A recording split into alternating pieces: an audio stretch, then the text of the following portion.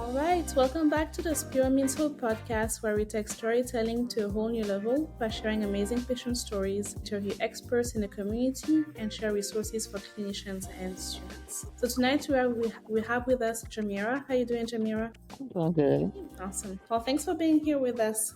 And so you're kicking off the last episode of season 3, so I'm very excited about it. You too. Yes. So can you go ahead by just telling us a little bit about yourself? So where are you from? And then what do you do for a living if you're working? And also what do you do for fun? My name is Jamilra Desira. I'm 26 years old. Some of the hobbies that I do, I'm a writer. So I got a book coming out and I'm working on my second book. I don't work or anything right now because I'm disabled. So I go to physical therapy. I do dialysis. I do, what else do I do? I read a lot, research a lot, do different things other than just sitting here dwelling on my situation. I'm from Houston, Texas. First, I got diagnosed with lupus and Guillain-Barre in 2019, so that's about 6 7 years ago. I was 18, 19. I was going to school, TSU, Texas Southern, and I had to stop because I started getting sick. But I plan on going back next year, next fall. What else? Yes, I do have a lot on my plate right now.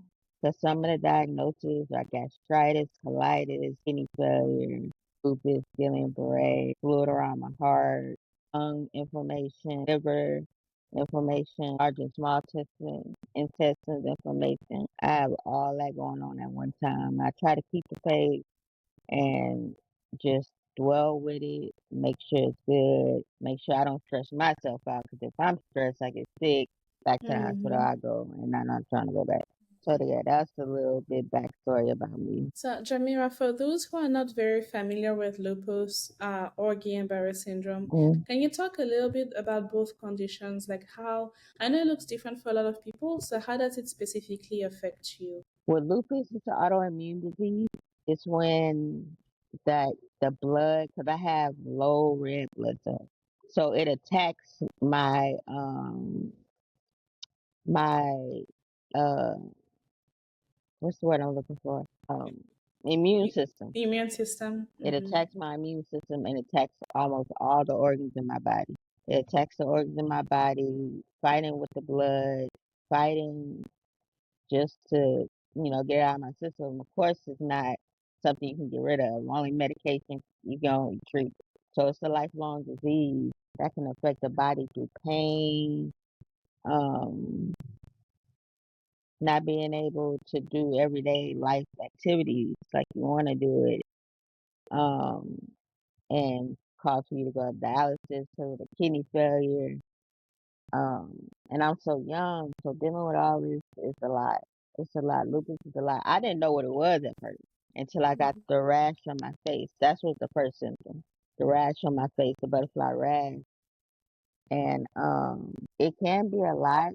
And you will have your days where you can't really just do much because of the pain and the suffering, sickness, everything like that. So when you have lupus, you gotta make sure you take your medicine on time, every day, all day. 'Cause if you don't, it'll affect you right then and there. Like one time, my blood pressure was so high, I had a seizure. Wow. They found me. My brother found me on the floor, face down. I didn't even know it, and I was having a seizure. And when the paramedics came, they took me out of my room. And then while they were taking me out of my room, I had another seizure. And then when I got to the ambulance, I had another seizure. So it got to the point where it was too high, where I had 3 seizures within an hour. So that's what lupus really is about. And Guillain-Barre is temporary paralysis, where you can't walk, can it it can affect your whole body. Can't walk, can't talk, can't do anything. Dizziness, dizziness, numbness, not being able to eat. See, with people, some people, it goes all the way from head to toe, eyes, face, everything. But I was lucky enough to get it to my throat. I had to be on a feeding tube, ventilator, life support, I went to Methodist Katy. I was going to different hospitals, but they didn't know what it was. And I went to this one doctor, this one PCP, and he was saying, he was looking at my symptoms, did a physical, and he was saying, yeah, that's Guillain-Barre. I'm like, what is that? I never really heard of that before. So I went to my cousin's graduation party. I was sick in a wheelchair, doing good. I went to the graduation party and I was eating and I started choking on my food. And I'm like, I'm wondering, like, why am I choking on my food? So I was really coughing, really choking. So they took me home. I was with my boyfriend at the time. So we came home and I was laying down and my breathing was like I couldn't breathe. So by then my mom came. Thank God she came because if she didn't come, I wouldn't be here today. So she came and she noticed me breathing. She was like, "Are you okay?" Being hard headed. Yeah, I'm fine. I'm fine. Want to go to the hospital. But she seen me breathing hard, hard, hard, hard. She's like, "No, we're going to see Mercia." So we went to Katy and Methodist in Katy. So they did. I stayed overnight. They did all the blood work. They did the spinal tap. Once they did the spinal tap, they diagnosed me with Guillain-Barre and lupus at the same time. So I was dealing with it at the same exact time. And I'm thinking, I'm like, what is this? What? Never heard of it. Never really just knew about it. So they started educating me on it and were telling me about it. Before all this would come, before I went to the hospital, I wasn't able to walk. I wasn't able to get out of bed. I went to the restroom when I was able to walk with the numbness. I was able to walk, but then I fell going to the bathroom. So they found me when I fell. I'm like, why is my leg so weak? Why am I not able to get up the next morning?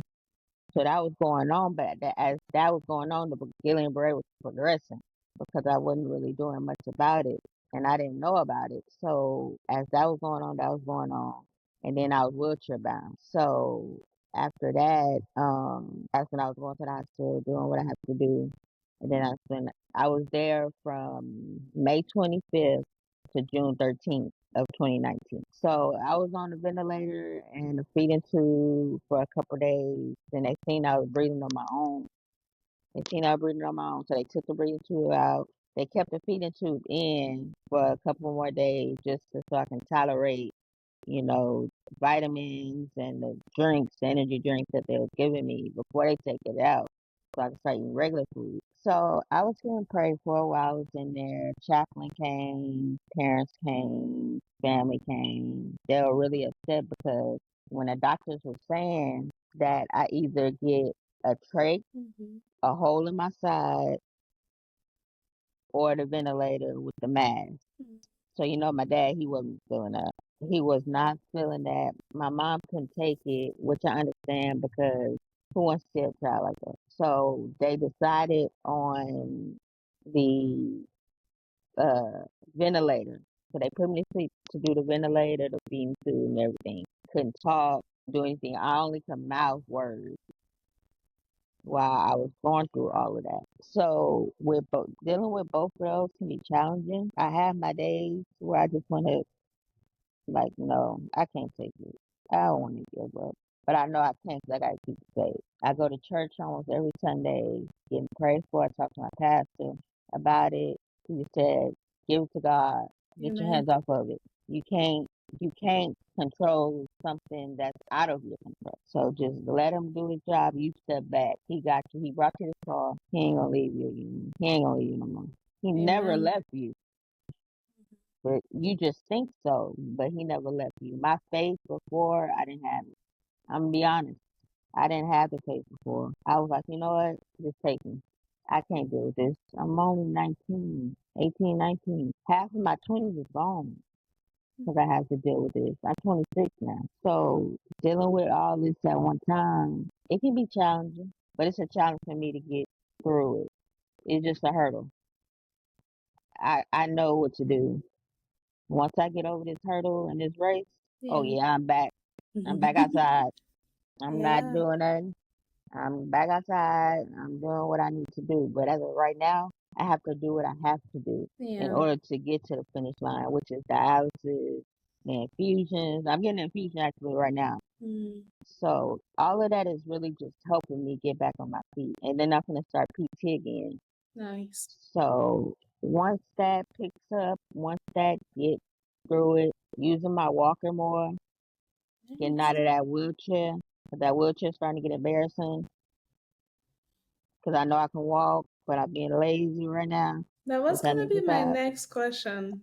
Yeah, I was going to ask you, what does your mobility look like now? So, are you Um, primarily in the wheelchair? How much yeah, walking are you able to right do? now, right now I'm primarily in a wheelchair, but I use my walker a lot more. Nice. That's Yeah, awesome. I got a shower chair, walker, wheelchair, bedside commode. I have all of that.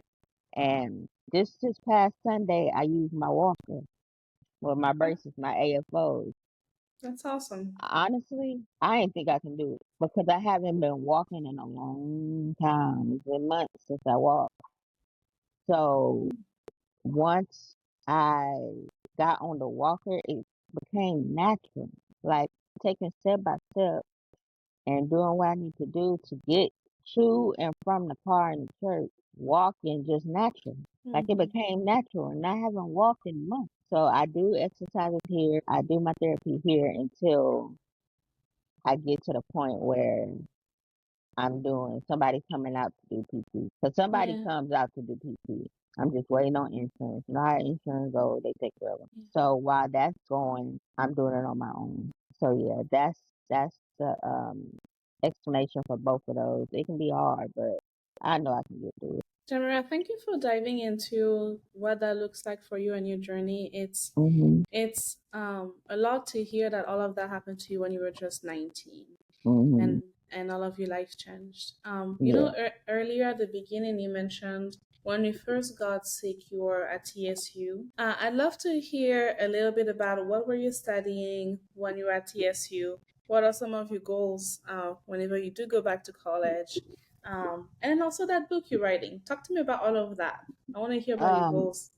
I was going to TSU. I went right after I graduated. Hmm. So right after I graduated, I went to TSU, Texas Southern. I was studying psychology Mm. because I wanted to be in prison sciences. So um, once I did that, I was studying hard. And of course, you got that one roommate that just messes with you, too, messing with me, but I'm trying to stay focused.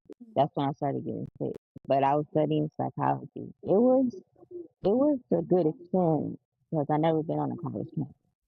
But I regret it because I went right after graduation. I should have went to community colleges and then transferred so I Mm. can have enough experience in order to, transition the right way.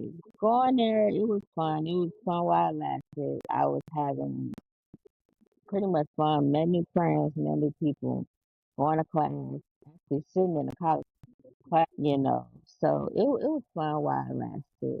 My book is called Fatal Trust, Okay, fatal trust. Fading. Oh, fading trust. I got you. Yeah, Fading trust. Uh huh. yeah. It's about, what I've been dealing with from beginning to end, relationships, the divorce I'm going through, family, um, friendship, faith, everything in one book. I've been working on that book so I'm just trying to get it off the ground because it's finished completely.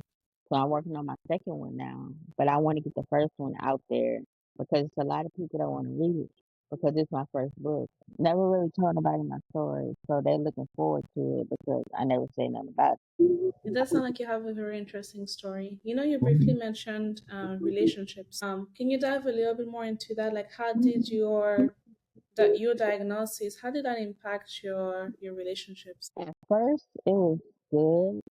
It was good at first when it first started. He was there, he was helping, he was doing everything he could as a boyfriend. And then we got married, and it's like it was a switch going on.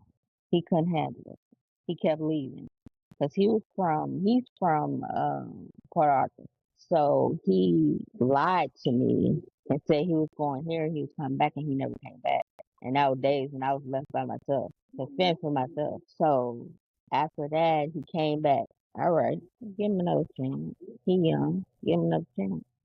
Left again, no reason, just left because he couldn't take it. Came back, Left again. Now this time he lied.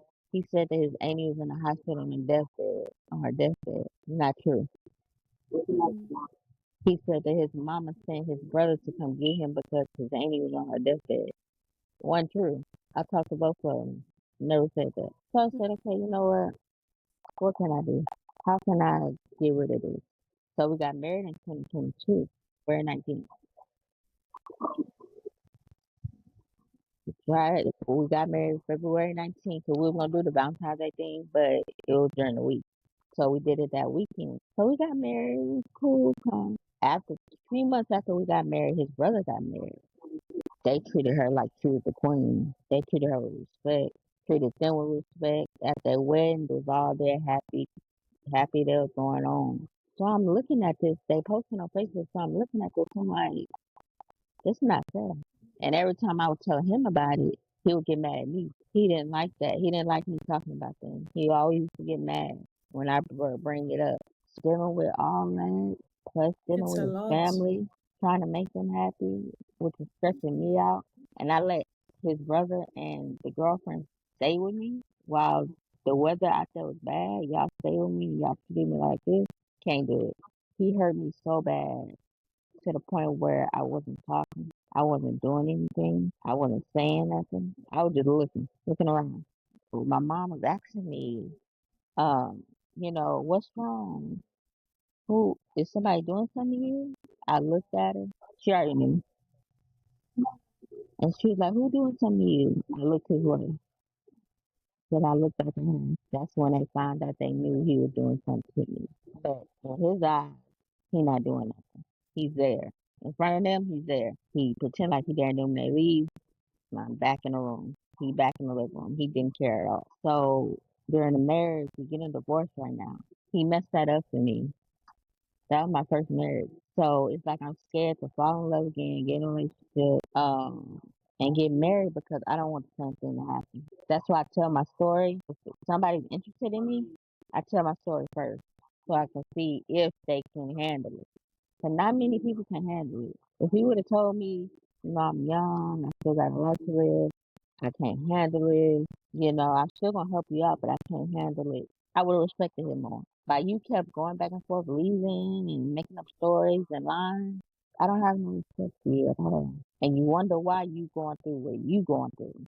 Because he has an issue too. I'm not gonna put it out there. I'm not gonna put his business out there. But he has an issue too. It is what it is, and that's how it is in a relationship. That's about that. Yeah.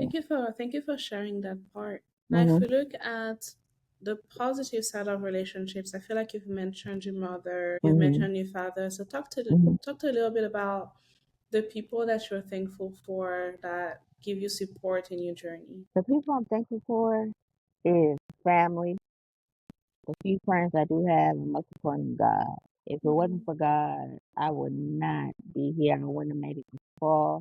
My faith wouldn't have been right. I pray every That's day, awesome. every night, every morning. We have family Bible study every night. I go to church every Sunday just to keep my faith going. Cause it's a lot of support out there for me, even at my church. Every time I go, I'm so happy to see you.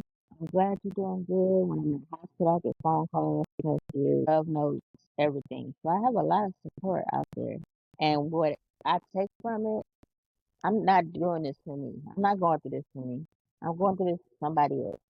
Somebody else is going through way worse than me. Some people have died from these diseases. And I'm one of the lucky ones that's still here, opening my eyes, putting my shoes on, putting pants, legs on one at a time, putting clothes on, and getting to where I need to go in order for me to be healthy. So I'm grateful for that because without them, I would not be here. I wouldn't have no support. I wouldn't have nobody. Like I can call somebody right now and they'll answer the phone just to talk to me. Cause yes, I have my days where I just want to give up and quit, but I can't do that. So many people is up to me. So if I quit, it's like, oh, dude, you went through all this for no reason. So that's my support team right there. That's awesome. I'm glad you have your family around you and then your church family. And Mhm. I relate to the faith aspect of faith is very important in my life too. And so Mhm. I know that's always a strong anchor. Yeah. If you have to look over the past 6, 7 years, Mhm. I know the diagnosis have brought a lot of challenges, Mhm. but I just wanted you to reflect on maybe any milestone. Like, is there something that you're like, man, I never knew I would be able to do this, and I'm just very proud of this? Like, what is it that you're the most proud of? Writing my first book. Yes, ma'am. That's Writing my awesome. first book because I didn't think I can do it because of my fingers, but got an Mm-hmm. iPad and a laptop, and that's like training. That's like OT. Yeah. Writing a whole book by myself, no help, no ghostwriter, no nothing. Just expressing how I feel. My book is my main accomplishment that I'm happy about because I read over it, I read it, and it's like, dang, I came this far to write a book by myself. And it was my choice. Nobody made me write a book. It was my choice to write it, and now I'm on my second. So my milestone for the past 6, 7 years is writing my book and getting it done. And I'm excited, happy about it. Made my own cover. 'Cause I'm a graphic designer as well. So I make graphics, flyers, business cards, t-shirts. I make all of that. So that's also OT, So that helps out a lot with typing and creating. But my book is my main milestone that I'm proud of, and I know I can do more than one. So yeah, that's what I'm most happy about. And congratulations, because that is indeed like a big accomplishment. Yeah. I'm excited to read it whenever it is out. Hmm. Jamira, just to kind of bring this to a close, I'd love if you Hmm. could talk to people in the audience that maybe they're going through something. What are some words of encouragement that you would give to them? Words of encouragement I would give, especially somebody that's dealing with the same exact thing I'm dealing with. Keep the faith. Keep the faith. Keep the Lord in your life. Pray. Pray, pray, pray. Because you never know where this can take you. Like I said, people have died from me, both of them. And I'm still here. I'm 26 years old. So keep the faith. Make sure you pray about it. Make sure you talk to people in the community about it that's going through the same thing. See, I'm talking to someone right now that's dealing with the same thing I'm going through, and we're connecting. I never thought I'd connect with anybody, but the Lupus Foundation, the Guillain-Barre Foundation, I met a lot of people communicating. Communication is a big part of the situation because without it, it's like you're by yourself. And you know you're not by yourself because there's a lot more people going through something worse than what you're going through. Just like I said before, I knew somebody where the Guillain-Barre went all the way up to their face, their eyes, everything, head to toe, and they couldn't really do much. Now, I don't know how they are right now, but I heard that story and I look at videos, look at social media, Instagram, Facebook, TikTok, people dealing with something worse than I'm dealing with. So what do I need to complain about? So keep the faith, keep God in your life. God is the only person that can answer your prayers. God is the only one that can get you where you need to be. That's why I say reap what you sow. You can't talk about somebody or be mean to somebody that's going through something because it takes turn. Karma is something dealing with all this. I try to help out as much as possible, as much as I can. I talk to people, get in touch with people. There's some people now that wants to get in touch with me to hear my story, but I'm like, you know what? You gotta wait till the book come out because I don't want to let people know, and then they get to the book and they already know about it. I don't want that to happen. Yeah, you gotta keep it So a little bit secret, yeah. yeah, keep it secret, but believe in the Lord. The Lord will never let you down. You Oh, know, amen. I like I said, I had trouble with trust, faith in the Lord before. I thought He was gonna just take me out. I wanted to. I wanted to. Trust me, I wanted to. It's like now, it's sad to say I'm 26 years old, but I do have a substance abuse problem. I have to take pills to go to sleep.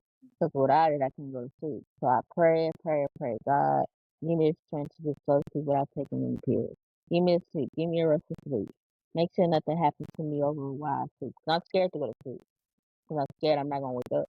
Because it's people that died in their sleep from lupus. So I get scared to go to sleep. And without the medicine, it's like I'm up all day, 24/7. Like when I went to the hospital August 26th and got out September 5th. The fifth, I didn't get no sleep. I was up all night. Didn't go to sleep. Didn't have the strength to go to sleep. I didn't take no medicine. So now that I want to get rid of it, because that's not good. Taking pills, different pills, and taking three of the same pills, then turn around and take another pill, a different pill, and turn around and take another pill just to go to sleep. That's not a good thing for a 26-year-old because that can affect your heart. Dealing with that, I try to deal with it. I try not to do it as much because I have anxiety as well. So when I don't get no sleep, my anxiety is through the roof and my blood pressure. So what I say to the people that's going through the same thing, that have substance abuse problems, pray, pray. Keep the faith. Keep the Lord in your life. Whatever you do, get on your knees, pray. Go in your spiritual closet, write it down. Read your Bible. You know, it won't stir you wrong. You'll be okay. Just take it from me. I've been dealing with this 6, 7 years, and I'm still going, still trucking, still racing. But I know my time will come to an end with dealing with this. I'm gonna get back right, get back on my feet, no assistance, because you never know when your time and day will come if you haven't. So make it the best you can. You know, make sure you get it done. Make sure stay positive. As soon as you say negative, it ain't gonna be good. As soon as you speak negative, when you speak it out your tongue, it's gonna come true. So speak light and positivity in your life. And with this, keep your head up, keep your faith up, do what you gotta do, and I promise you're gonna get it done. Thanks. That's very encouraging, Jamira. I love that. Mhm. I love the faith theme in your story, just how much Mhm. you hold on to it. Mhm. But then also you sharing resources like the Guillain-Barre Foundation, the Lupus Mhm. Foundation, and kind of like seeking Mhm. community, which Yeah. helps a lot. I Mhm. love that. Yeah. Okay. Last question. Is there Mhm. anything I haven't asked you about that you really wanted to mention? Maybe any parting words that you want to get Um. out before we end this call? Um. I actually do. Give me a second. Yes, I have my days where I just want to give up. I quit. Right? My pastor always tell me, stop saying you tired. Stop saying you can't. You made it this far. So why you saying you can't? Keep your hands off of it. Whatever you can't control, keep your hands off. You know. So I talk to my pastor almost every day. Every day I talk to some of the church members almost every day. I talk to my family every day. You know, when I call, they already know something is up. So they really just listen. It's all about listening, you know, to my story because I have a lot to say. You know, I have a testimony that's through the roof. And I'm a praise dancer as well. So I can't wait to get back to that, you know, because that helped me a lot too. I started praise dancing when I was like 13, 14. We were going everywhere. Like it was just me and my sisters, blood sisters, praise dancing everywhere, all around Houston, Galveston, Orleans, Louisiana, everywhere. We were going everywhere. So once I got sick and I had to stop, it hurt me, but I watched them do it. Watching them do it gave me motivation to get back up on my feet and do it, you know. So, and getting back in school is a goal for me. Fall 2026 is a goal because I had to finish what I started. I can't just sit here and not do nothing. I started it, I gotta finish it. I gotta graduate. Gotta get my bachelor's degree. Gotta start the forensic science thing. Cause that's like an interest of mine because I had a forensic science class in high school. They gave me that my senior year, and I became interested. I was like, "What is this?" I became interested in it, like real interested. I passed it, flying colors, 100, because that was something I was interested in. By me doing that, and then it encouraged my brothers and sisters to go to college, go to school. So I talk to them about it all the time. Like, are you going to school? When you going to school? Talk to me. I've been there. If you need help, I've been there. Ask me. Don't be afraid to ask. I know the steps. I know everything it takes. So just ask me. You know, I get on them a lot about that. Because somebody need a degree out of all eight of us. So, you know, I talk to them. I talk to them a lot, give them encouragement. You know, they give me encouragement. But I also have to step back. I can't be overdoing it and overpowering them to go. If they don't want to go, they don't have to go. But it's just encouragement to go, you know. And, you know, I'm family oriented. I love family. Without it, it's not good. That's why I pray with them, Bible study every night, getting things done. Once you get things done, it become easy. It become easier. Families start to unite again, because of course family have problems. No family is perfect. Yeah. So when the unity come and the love come, the faith come, once we all have faith, the devil will be mad. Hmm. That was mad every time we come together. So to the people again, just keep the faith, keep praying, keep your head high, keep being lifted, pray. Everything will be okay. Yeah. Thank you, Jamilra. Thanks for taking the time to have this conversation with me, Mhm. closing our third season of the podcast and just sharing your story and the things Mhm. you've learned along the way. I really appreciate you. Thank you so Thank much. you so much. Bye bye.